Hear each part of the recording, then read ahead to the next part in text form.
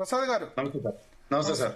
నమస్తే. So 1 year before announcement కు నేను చెప్పిందే కారణమా పాదయాత్రకు సంబంధించి? ఇంకేమన్నా రీజన్స్ ఉన్నాయా? ముందుగా జీ న్యూస్ ప్రేక్షకులకి అలాగే మీకు మీ ప్యానల్ లో ఉన్న మిత్రులకి అందరికీ నమస్తే సార్. మీ దగ్గర ఏంటంటే ఒక స్ట్రాటజీ ఏంటంటే భరత్ గారు, రెండు మీరే చెప్పేస్తారు. ఒక పక్క క్యాడర్ కాపాడుకోవడం అంటారు, ఇంకో పక్క క్యాడర్ వేరే వాళ్ళని అట్రాక్ట్ చేయడం కానీ రెండు మీరే చెప్తున్నారు. ఇందులో సైద్ధాంతికంగా తెలుగుదేశంకి 40% మీరు అన్నట్టు వాళ్ళకి ఎప్పటి నుంచో 44 సంవత్సరాల పార్టీ లెగసీలో వాళ్ళకి సైద్ధాంతికంగా ఒక సిస్టమేటిక్ కార్యకర్తల క్యాడర్ అలాంటిది అంతా ఉంది. వెన్ ఇట్ కమ్స్ టు ఇక్కడ ఆంధ్రప్రదేశ్ పార్టీలో మీరు గమనిస్తే ఇంకో క్రాంతి పార్టీ అని వైఎస్ఆర్సీపీ, మీరు అన్నట్టు కాంగ్రెస్ నుంచి జాయిన్ అవ్వచ్చు, లేదంటే ఓవరాల్ గా వైఎస్ఆర్సీపీ ప్రారంభం నుంచి ఈ రోజు దాకా చూసుకుంటే వాళ్ళు స్ట్రెంథన్ గా ఒకసారి 67, తర్వాత 151, తర్వాత 11 స్థానాలు పరిమితమైన they never lost their battle, అంటే ఓటు బ్యాంక్ స్థిరీకరించు. Where it comes to 2019 election కనుక మీరు రాజ్యాంగం గమనించగలిగితేనంటే చంద్రబాబు గారికి మీరు అన్నట్టు 40% డిస్టర్బ్ అయ్యి ఆయన అంటే సస్టైన్ అయింది చాలా వరకు. అది కూడా ఎట్లా అంటే ఆయన ఎప్పుడైతే పసుపు కుంకుమ పథకం లాస్ట్ 2-3 months పెన్షన్ ఎప్పుడైతే పెంచి, లేకపోతే అలాగే నిరుద్యోగ వృత్తి ఆ 2 months ఇవ్వడం వల్ల, అంటే నా దగ్గర స్టాటిస్టిక్స్ నేను ఫాలో అవుతూనే ఉన్నాను, ఆ పర్టికులర్ పీరియడ్ లో వాళ్ళ ఒరిజినల్ ఓట్ బ్యాంక్ రీటైన్ చేసుకోవడానికి చాలా వరకు ఉపయోగపడింది. ఆ 30,000 పసుపు కుంకుమ పెన్షన్ 2,000 రూపీస్. లేకపోతే ఆ 41% కూడా వచ్చేవి కదా, ఆ 23 సీట్లు కూడా వచ్చేవి కదా లేకపోతే. కాదంటే చాలా కష్టం, అది నిజంగా క్రూషియల్ గా చెప్పాలంటే. సో అలాంటి సిచ్యువేషన్స్ ఇప్పుడు అట్రిబ్యూట్ అయ్యి, అంటే మీరు అన్నట్టు పసుపు కుంకుమ బదులు 5 సంవత్సరాల పాటు ఈయన కూడా 2,77,000 కోట్ల పైచిలక సంక్షేమ పథకాలు చేసుకుని నిరంతరం ఉన్నా సరే అది నిజంగా ఓటు బ్యాంక్ కింద కన్వర్ట్ కాలేదు. మీరు రాజ్యంతో మీరు గమనించుకోగలిగితే రాజశేఖర రెడ్డి గారు కూడా ఫస్ట్ టైం గెలిచి రెండోసారి సంక్షేమాలు చేశారు, ఈయన ఎక్కచ్చిగా గెలుస్తారన్నప్పుడు ప్రజారాజ్యం పార్టీ లాంటిది స్థాపించబడి ఆ ఎలక్షన్ కనుక ప్రజారాజ్యం పార్టీ కనుక బ్యాటిల్ లో లేకపోయి ఉంటే రాజశేఖర రెడ్డి గారికి కూడా చాలా కష్టం ఎలక్షన్. సో అట్లాంటి సర్కమ్స్టాన్సెస్ మనం చూసిన తర్వాత ఈ ఎలక్షన్ రెండింటి తర్వాత రాబోయే ఎలక్షన్ చాలా పెద్ద గుణపాఠం అవబోతుంది. And moreover to the parties particular గా ఇప్పుడు నాకు తెలిసి ఈ సంక్షేమాలు ఏదైతే చేయకుండా చంద్రబాబు నాయుడు గారు ఉన్నది, ఆ last 3 months 4 months is going to play big role. ఈ సంక్షేమనో లేదంటే ఓ lump sum amounts of 50,000 1 lakh plan చేస్తున్నట్టుగా నాకైతే అనిపిస్తుంది. సో దానివల్ల ఏమవుతుందంటే anti incumbency to an extent sustain అవడానికి ఉపయోగపడుతుంది. ఇట్లా మరి డిజాస్టర్స్ గా 11 లేకపోతే 23 నేను ఎవరికి చెప్పలేను, కానీ ఇప్పుడు ఏ పార్టీకైనా సరే అది ఎలా ఉండబోతుంది. ఇప్పుడు ఈ అందరితో ఒక బాధ అయితే జగన్మోహన్ రెడ్డి గారితో బాధ ఉంటుంది. ఈయన ఎక్కడికైనా వెళ్ళి లేనిపోను ఏవి చంద్రబాబు నాయుడు గారి లాగా పవన్ కళ్యాణ్ లాగా లోకేష్ లాగా చెప్పడానికి ఈయనకి రాదు. ఉన్నది ఉన్నట్టుగా నేను నా దగ్గర 10 రూపాయలు ఉన్నాయి, 10 రూపాయలకు సంబంధించిన పనే చేస్తానని చెప్తాడు. అది ఎంతవరకు సస్టైన్ అవుతుంది అన్నది మనం జాగ్రత్తగా గమనించగలిగారు.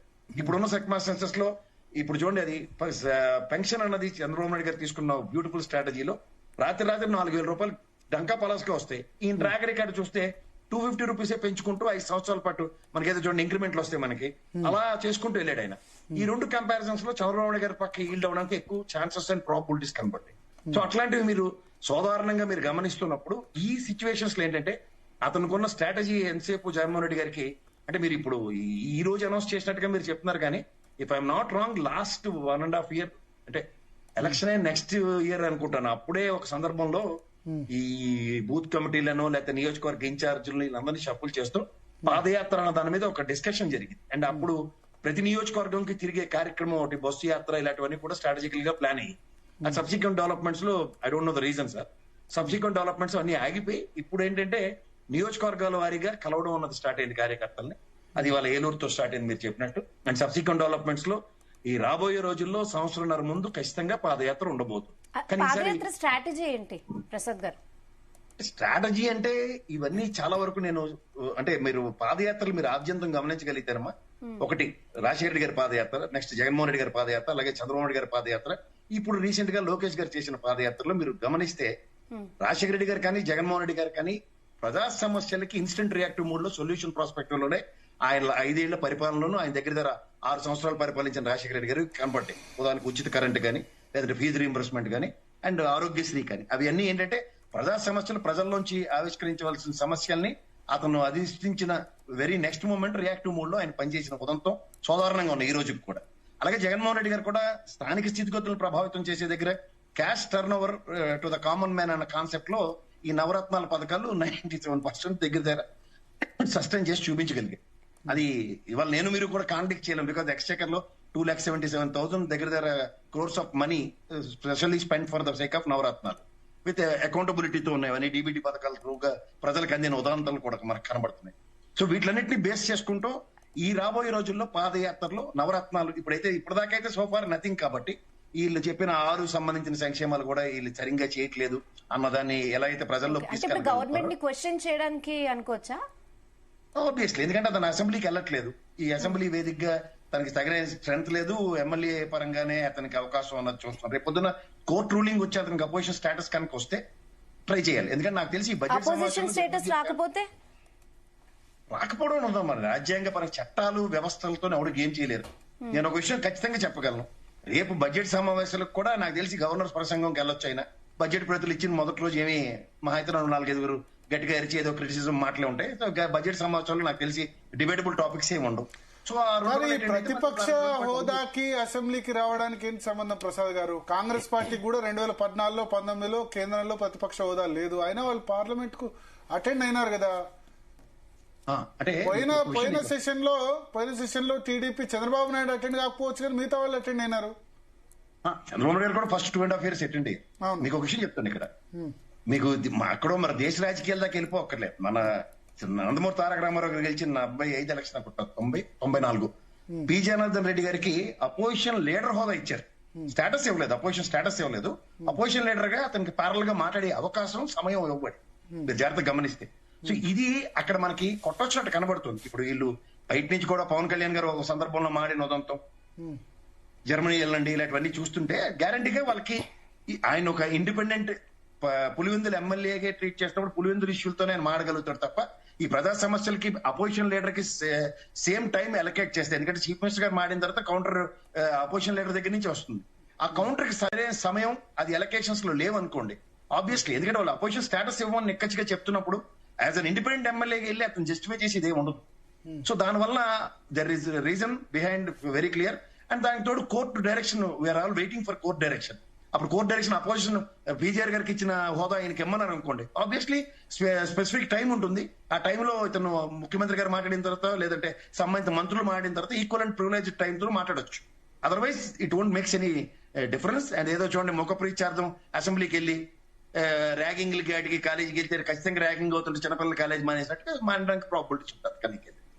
బట్ ఇప్పుడు ఈ 1.5 year లో జగన్మోహన్ రెడ్డి అనుసరిస్తున్న విధానం కరెక్టేనా?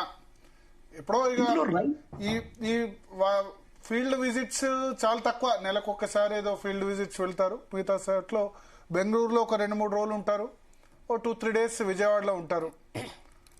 విజయవాడలో ఉండి యాక్టివిటీస్ చేస్తారు. అది కరెక్టేనా? ఆ మాటకు వస్తే గతంలో చంద్రబాబు నాయుడు గారు కూడా మొత్తం హైదరాబాద్ లో ఉండేవారు. అసెంబ్లీ సమావేశంలో 2 రోజులు వెళ్ళి కనబడి వచ్చేవారు. కరోనా పాండమిక్ అయితే ఎవరు ఎక్కడ ఆంధ్రప్రదేశ్ లోనే లేరు. మీకు అందరికి తెలిసిన విషయం. అంతకుముందు జగన్ కూడా లోటస్ పాండ్ లో ఉన్నారు హైదరాబాద్ 2014 to 18. అంటే వాళ్ళు చేసినట్టే వీళ్ళు చేసి, వీళ్ళు చేసినట్టే వాళ్ళు చేసి, అంటే డిఫరెన్స్ ఏముంది? ఇంకా ఇప్పుడు చంద్రబాబు నాయుడు ఇక్కడ హైదరాబాద్ లో కూర్చున్నారని ఈయన బెంగళూరులో వెళ్ళి కూర్చుంటారా? ఎక్కడ కూర్చుంటారు? ప్రతి మంగళవారం నుంచి శుక్రవారం దాకా ఉంటాడు ఆయన. 3-4 days ఫంక్షనింగ్ ఆంధ్రప్రదేశ్ లో కనబడుతుంది. కనబడలేదంటే ఏం చేయాలి? అంటే ఓన్లీ పాదయాత్రతోనే జనాల్లోకి వెళ్ళడం అనేది ఎంతవరకు సబబు? అంటే మామూలుగా ఇప్పుడు కూడా ఆయన క్వశ్చన్ చేయొచ్చు, గవర్నమెంట్ లో వైఫల్యాన్ని ఎండగట్టచ్చు, ఏమైనా హామీలు నెరవేర్చకపోతే దాని మీద కూడా క్వశ్చన్ చేయొచ్చు కదా. అదే ఎలా అంటున్నాను. ఇప్పుడు మీరే చెప్పారు ఇందాక కింద కామెంట్లు చూసి, మీరు ర్యాంకర్ గా మీరు అడిగితే క్వశ్చన్ నేను ఆన్సర్ చెప్తాను. క్వశ్చన్ అడగకపోతే నేనే మీకు ఎందుకు ఆన్సర్ చెప్పాలి? నేను విశ్లేషించుకుని వెళ్ళిపోతాను. అట్లాగే అంటే గవర్నమెంట్ ఈయన క్వశ్చన్ చేయాలా? ఈయన ఎవరైనా క్వశ్చన్ చేస్తేనే ఆన్సర్ చేస్తారా? అదే కదా అపోజిషన్ లీడర్ కొన్న ప్రివిలేజ్ ఏంటంటే question to the government. Government question చేయడానికి నీకు అపోజిషన్ స్టేటస్ లేదంటే వాట్ మేక్స్ ఇట్ డిఫరెన్స్? అక్కడికి వెళ్ళి ఏం లాభం? ప్రజల తరపున ఆయన మాట్లాడొచ్చు, ప్రజలు ఎన్నుకున్న ఎమ్మెల్యేనే కదా. ప్రెస్ మీట్లు పెడుతున్నాడు కదా, ప్రెస్ మీట్లు పెట్టి మాట్లాడుతున్నాడు. జనబాహుళ్యాలకు వెళ్ళి ఇప్పుడు రేపటి నుంచి పాదయాత్రల కన్నా ముందు బస్సు యాత్ర ఉంటుంది. నియోజకవర్గాల్లో సమస్యలకి ఎలా రెస్పాండ్ అవుతారో చూడండి. ప్రతి సమస్యకి పరిగెట్టుకు వెళ్తున్నాడు కదా ఆయన. అసెంబ్లీ వేదికగా అక్కడ ఏమైనా పర్పస్ఫుల్ డిబేట్స్ ఏమైనా నడిస్తే మీరు అన్నట్టు బడ్జెట్ సమావేశాలకు వెళ్తాను లేదు, ఇంకా అయిపోతూనే ఉంది. ఇఫ్ ఐఎమ్ నాట్ డెఫినెట్ గా వెళ్తాడు ఆయన బడ్జెట్ సమావేశాలకి. అక్కడ ఏమైనా హ్యూజ్ డిబేట్స్ ఉండవు. బడ్జెట్ ప్రవేశపెట్టినప్పుడు ఆబ్వియస్లీ వ్యతిరేకిస్తారు. ఎందుకంటే గవర్నర్ ప్రసంగం అంతా అబద్దాల పొట్టు ఉంటుంది. వీళ్ళు చెప్పిన చెత్త చెదారం రాసి ఇచ్చింది. బడ్జెట్ సమావేశాలకి జగన్ అటెండ్ అవుతారు. మొత్తం సెషన్ లో కనీసం ఒక 2-3 days అయినా అటెండ్ అవుతారు. ఆబ్వియస్లీ అవుతారండి. అయినా మీకు ఇంకోటి తెలుసు సార్, మీకు అన్ని తెలుసు భరత్ గారు. ఒక రాజ్యాంగ పరంగా మనకి ఇచ్చిన ప్రివిలేజ్, వాళ్ళకి ఇచ్చిన ప్రివిలేజ్ ఏంటంటే ఓ 90-60 పని దినాల్లో ఓ రోజు వెళ్తే సరిపోద్ది. ఇంకా అసెంబ్లీ సెషన్స్ 90 రోజులు పెట్టకుండా రోజు రా అంటే ఎందుకు వెళ్ళి ఏడు చేయాలి అక్కడ?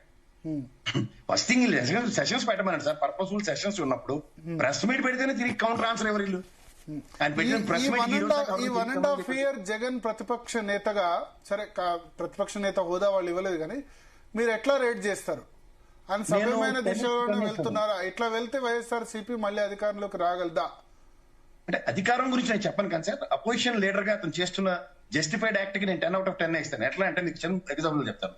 ఫస్ట్ మిర్చి యార్డ్ రైతులకు వెళ్తే ఆయన వెళ్ళిన వెంటనే కేంద్ర ప్రభుత్వంలో చలనం అండ్ రాష్ట్ర ప్రభుత్వం ఉత్తరం, అలాగే పొగాకు రైతులు కేంద్ర ప్రభుత్వానికి ఉత్తర ప్రత్యుత్తరాలు, మామిడి రైతుల దగ్గరికి వెళ్ళినప్పుడు కేంద్ర ప్రభుత్వంతో ప్రత్యుత్తరాలు ఉత్తరాలు. అవుట్కమ్ అన్న దగ్గర జగన్మోహన్ రెడ్డి స్పందిస్తేనే కానీ ఇది దున్నపోత మీద జడివాన్లాగే ఉంది వీళ్ళ పరిస్థితి. వీళ్ళ దగ్గర నుంచి ప్రతిస్పందనే లేదు. ఇవాళకి కూడా మీరు కావాలంటే చూడండి, ఆంధ్రప్రదేశ్ లో ఇంత తీవ్ర తుఫాను అకాల వర్షాలు ఇంత ఉన్నప్పుడు కూడా కేంద్ర ప్రభుత్వం నుంచి ₹1 సాయం లేదు ఇవాళకి కూడా ఆంధ్రప్రదేశ్ రాష్ట్రానికి. మీరు గమనించండి కావాలంటే. మళ్ళీ కేంద్ర కమిటీలు వచ్చి ఈ శివరాజ్ సింగ్ చౌహాన్ గారితో సైతం ఆయన వ్యవసాయ శాఖ మంత్రి హోదాలో వచ్చి కూడా పరిశీలించి వెళ్ళారు. కానీ అవుట్కమ్ ఇవాళకి ₹1 లేదు. మరి what sort of negotiations and lobbings are taking place from respect to governance? ఈ గవర్నమెంట్ ఫెయిల్యూర్ని కప్పిపుచ్చుకోవడానికి జగన్మోహన్ రెడ్డి అనే వ్యక్తిని క్యాస్టికేట్ చేసుకుంటూ వ్యక్తిత్వ హననంతో కాలక్షేపం చేసుకుని వెళ్తున్నారు. దావుస్లాట్ పర్యటనలో కూడా జగన్మోహన్ రెడ్డి ప్రస్తావన లేకపోతే తెల్లారులేస్తే భయం పడుతున్నారు వాళ్ళు. ఆ భయం దేనికంటే రేపు 29 ఎలక్షన్స్ ఏమవుతుందో వాళ్ళ దగ్గర రీజనింగ్స్ లేవు.